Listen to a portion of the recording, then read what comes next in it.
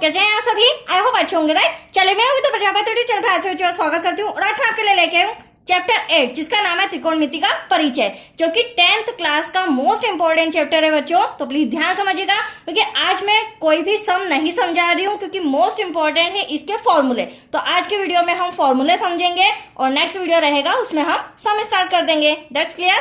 तो आइए स्टार्ट करते हैं। देखिए फॉर्मूले ध्यान से समझिएगा। त्रिकोणमिति का परिचय, तो यहाँ पर त्रिकोणमिति से मतलब समकोण त्रिभुज से है राइट। अब समकोण त्रिभुज तो हम जानते ही हैं। सबसे पहले मैं एक समकोण त्रिभुज आपके सामने बना लेती हूँ। समकोण त्रिभुज हमेशा 90 डिग्री का होता है। कितने डिग्री का होता है बच्चों? 90 डिग्री का। अब इसमें हम नाम भी लिख देते हैं ABC।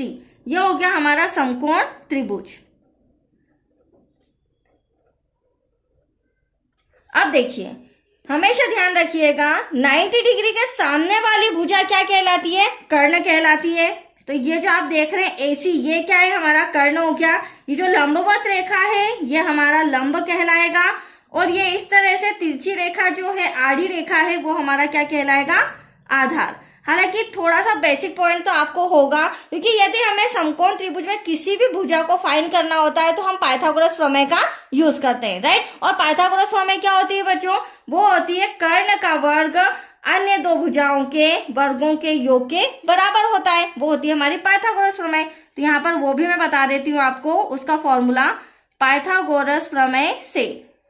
हालांकि ये बेसिक चीजें तो आपको आती होगी क्योंकि हमने 9th क्लास तक ये पढ़ा है।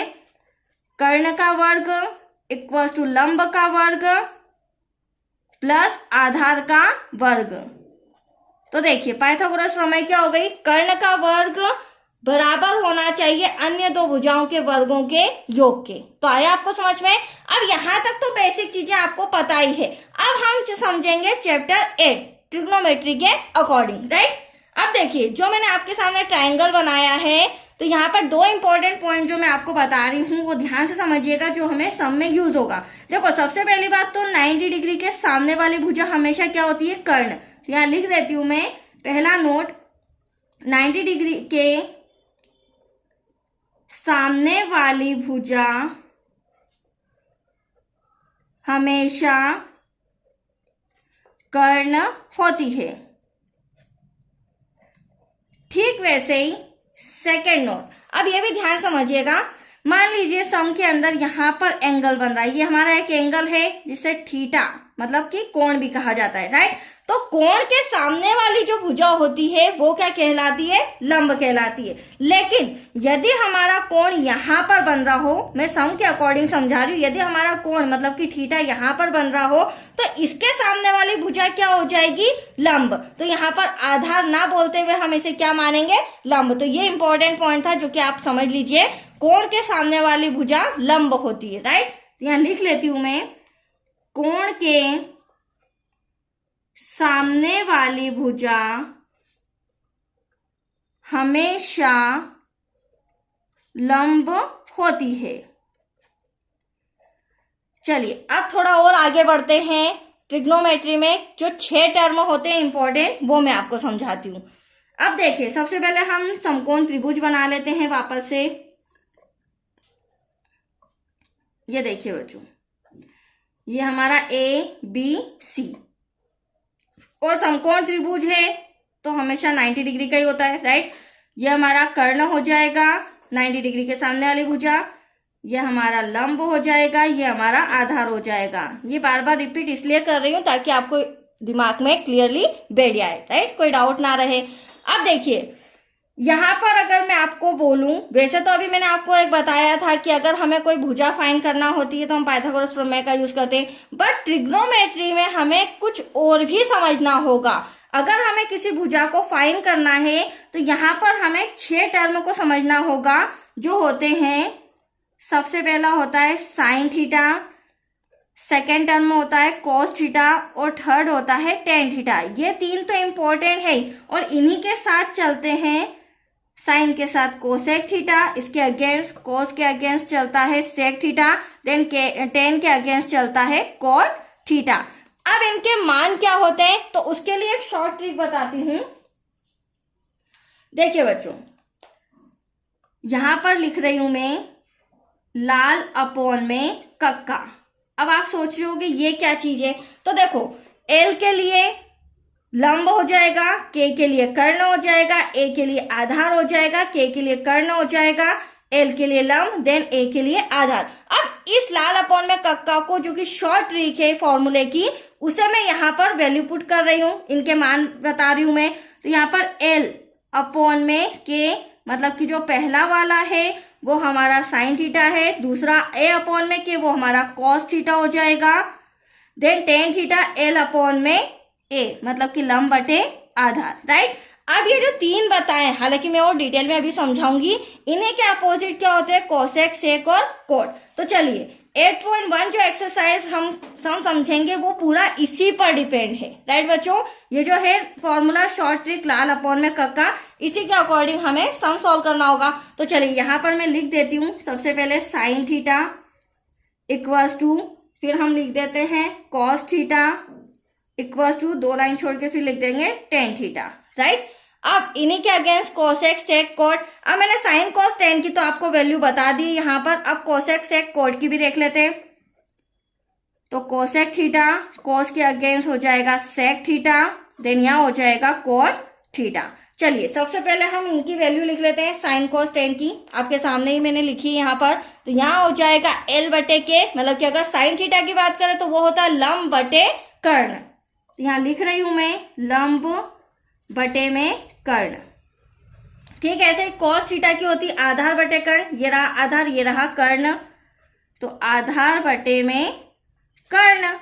अगर मैं टेन थीटा की बात करूं तो उसका मान होता है लंब बटे आधार। तो यहां हो जाएगा बच्चों लंब, और यहां डिवाइड में हो जाएगा आधार। तो आया आपको समझ में, ये तीन इंपॉर्टेंट। अब जो कोसेक, सेक, कॉट है वो इनके अगेंस्ट अपोजिट चलता है। तो आप देख सकते हैं अगर साइन लंब बटे कर्ण है तो कोसेक कर्ण बटे लंब हो जाएगा। क्या हो जाएगा, कर्ण डिवाइड में लंब। फिर कॉस थीटा आधार बटे कर्ण है, तो हमें सेक थीटा का मान अगर पता करना है तो वो हो जाएगा कर्ण बटे आधार डिवाइड में आधार। यदि हमें सम के अंदर कोट थीटा के बारे में पूछा जाता है, ये सारा मैं 8.1 एक्सरसाइज के बारे में बता रही हूँ, राइट। तो उसमें क्या हो जाएगा, टेन थीटा लंब बटे आधार है, इसके अपोजिट चलता है कोट थीटा, तो ये हो जाएगा आधार बटे में लंब। तो यहाँ लिख लेते हैं हम आधार डिवाइड में हो गया हमारा लंब। तो यहाँ तक कोई डाउट बच्चों, यहाँ तक आया आपको अच्छे से समझ में। बट सबसे शॉर्ट ट्रिक आपको ध्यान रखनी होगी लाल अपॉन में कक्का, राइट। चलिए अब कुछ नेक्स्ट और भी फॉर्मूले हैं, वैसे तो बहुत सारे हैं, बट आज के वीडियो में जो इम्पोर्टेंट है वो मैं करा रही हूँ, और नेक्स्ट वीडियो में मैं आपको समझाऊंगी त्रिकोणमिति सर्वसमीकरण।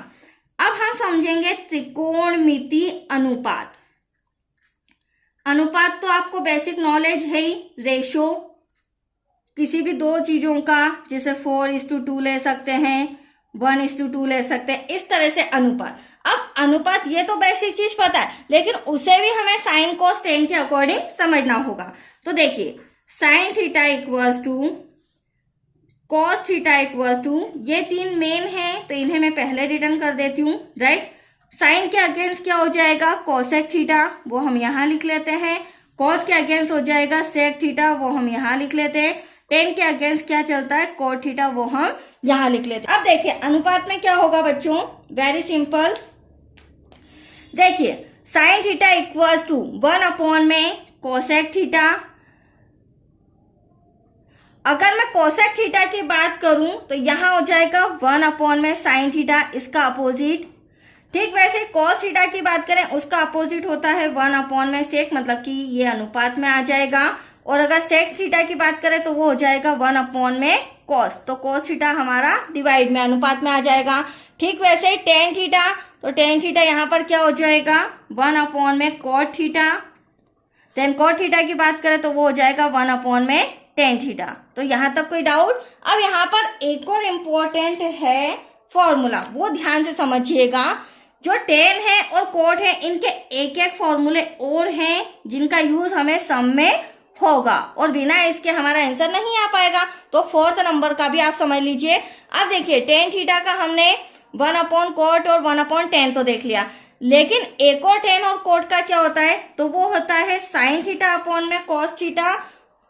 तो यहाँ पर लिख लेते हैं tan theta equals to sine theta upon में कॉस थीटा। अब यहाँ पर अगर मैं कॉट थीटा की बात करूं तो आप कोसेक अपॉन में सेक थीटा नहीं लेंगे, आप क्या करेंगे, जो हमारा टेन थीटा है उसी का अपोजिट कॉट थीटा हो जाएगा। तो ये हो जाएगा कॉस ऊपर चला जाएगा बच्चों कॉस थीटा और डिवाइड में आ जाएगा साइन थीटा। तो ये था 4th नंबर का इंपॉर्टेंट पॉइंट। तो आइए आपको समझ में ये फॉर्मूले आज के लिए मैंने समझा दिए हैं। अब हमारी ओनली ऑन सर्व समीकरण रह गई है, वो नेक्स्ट वीडियो में करा के हम सम स्टार्ट कर देंगे। ओके बच्चों, तो आज के लिए इतना ही। Thank you.